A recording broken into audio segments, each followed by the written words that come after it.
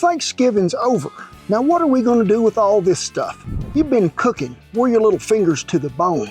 But we have got 3 recipes with minimal effort to help you use all them leftovers up.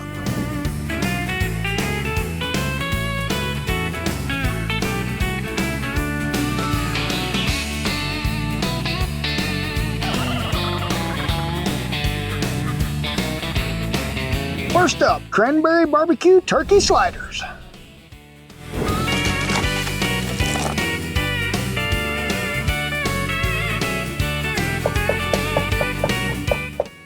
Well, remember, turkey sliders got all that stuff in them? I took me some dark meat and some white meat.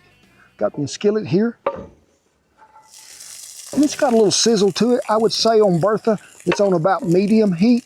Really, what we're trying to do here is get this turkey warmed back up, but also it's sort of like a turkey sloppy joe. Who would have ever known it, huh? I mean, we may not even make sloppy joes no more and just make turkey sloppy joes. So we're gonna let this warm, then we'll add the magic to it.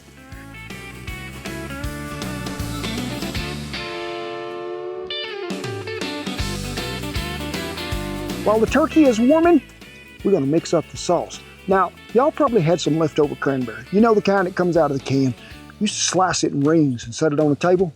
Get you some of that, mix it in with the barbecue sauce. We're using our Red River Ranch mud and a little bit of Worcestershire, and just let it cook for a little bit on a low simmer. I'd say probably 2 to 3 minutes. You're gonna have to stir it to incorporate all that good cranberry. And then we just gonna what? Pour it over our turkey.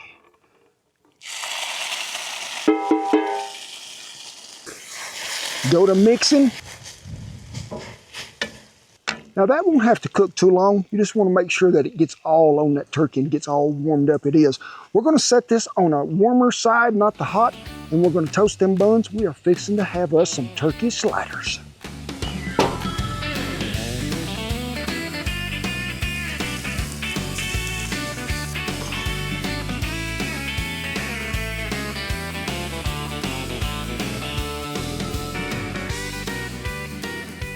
Spoon some of that turkey sloppy joe right on there we did, and then topped it with some pickled jalapeno, then some provolone, then they was all together and I just sliced them individually. Now we're doing this with pretzel rolls today. You can use them little bitty Hawaiian rolls also. Brush a little butter on top and then sprinkle them with everything bagel stuff. Whew, you talk about goodness. Eeny, meeny, miny, mo, which turkey do I want to get before it snow? I think I'm gonna get this one right here. Now, I'll just tell you, I'm not a big fan of turkey, but I'd eat that every day. I'm gonna have another bite. Coming in hot, our stuffing waffle stack.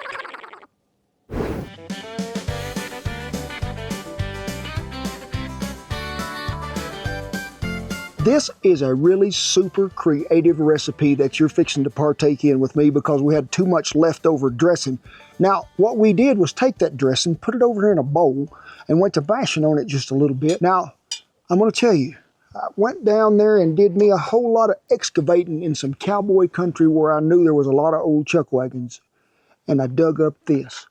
Yes, Cookie. Is that an ancient artifact? It is. Cookie did have a waffle maker.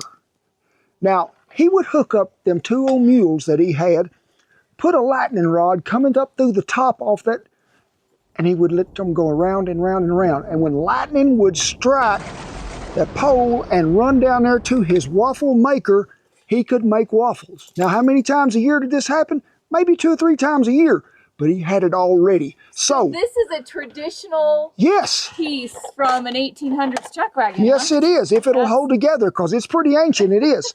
So we're going to grease it like you would any waffle maker.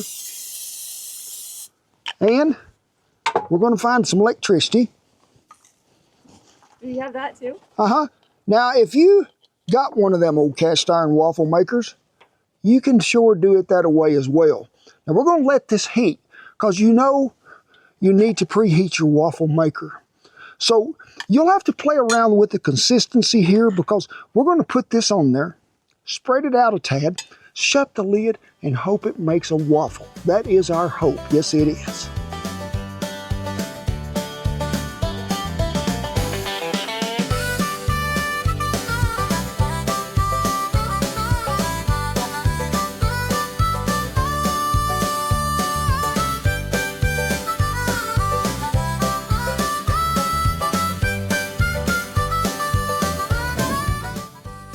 Here we go.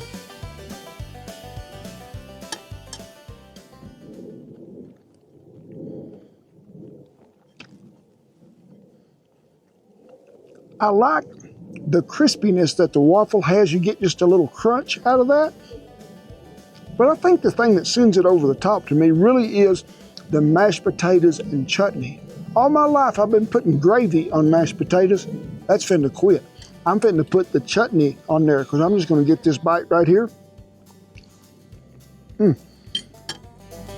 So good, easy, and pretty different it is. And the last one coming down the trail, stuffing stuffed bell peppers covered in cheese.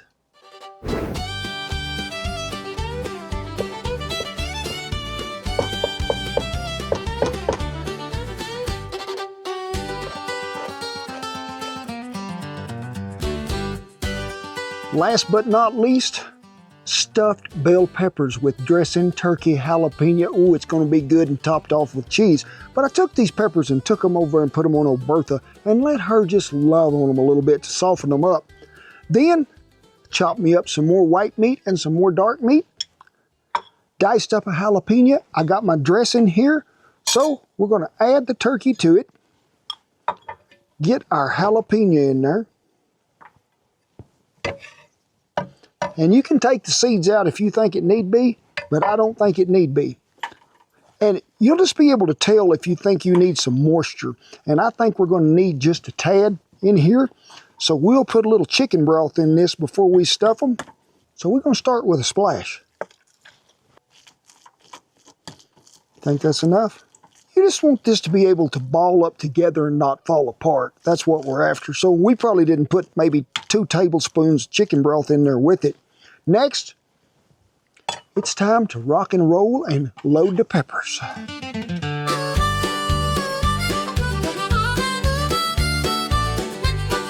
If you're in the house doing this, preheat your oven to 350 degrees. And I'm gonna give you a tip. When you're buying peppers and you're gonna stack them up, see if they'll stack level, because I'm gonna show you something right here. This fella here, see, he don't want to stand up. He's a wobbler. So we're gonna get this one in there, hope that he'll stand up, and then put this in where he is leaning on his 2 buddies there, and we're gonna bake this. Now, right before it gets done, we're gonna sprinkle cheese all over it. Now, if you're cooking them in the house, you're gonna go about 20 to 25 minutes, and right before they get done, cover it with whatever cheese you want. Mozzarella, cheddar, pepper jack, anything. But I'm gonna put these on a trivet over here and I'm gonna bake them. It is another way to get rid of dressing.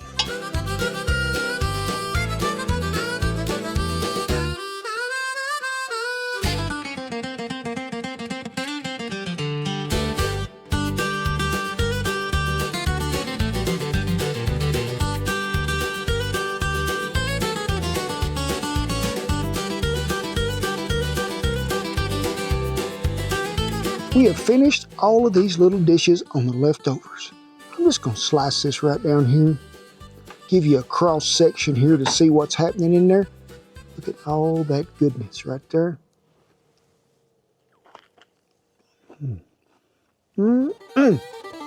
Make me want to do the turkey walk. We might even call it turkey.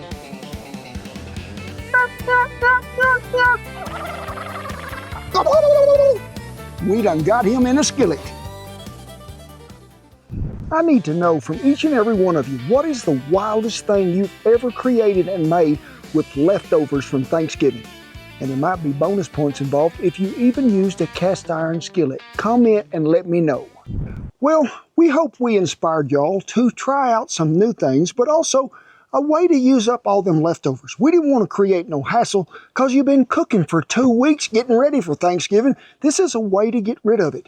And hey, we just hope y'all had a blessed Thanksgiving. We do. Just remember that really we need to be thankful that every day comes along. And be sure and lift up your neighbor and your friend, because remember, no matter what we're going through, the Lord is with you and we are with you too, and it ain't no step for a stepper.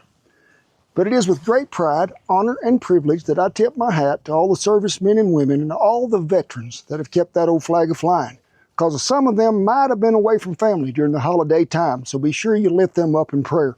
Rest of you, get on up in here. I'm going to give you a hug with a platter. That way we can serve the neighbor behind you. God bless you, each and every one, and I'll see you down the leftover trail. I want y'all to know that I appreciate y'all's effort today. It's Thanksgiving, so what do y'all think about that? Like, is it real? Nobody's gonna cut it up for us or nothing? You don't want it? Come on. Is he scared of it? Just give it to him. Duker, it's not scary. Duker says it is scary.